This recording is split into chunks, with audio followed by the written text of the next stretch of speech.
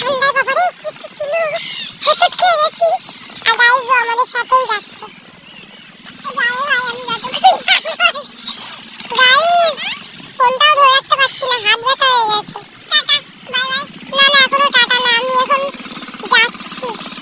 কিন্তু দেখো গাইস আমার পিছনে যে রাস্তাটা, আমরা যাচ্ছি এখন। তখন যেতে লাগে এখন সকালবেলা একটা জিনিস হলে ভালো হতো, গাটা একটু গরম হয়ে যেত আর কি, কিন্তু হচ্ছে না।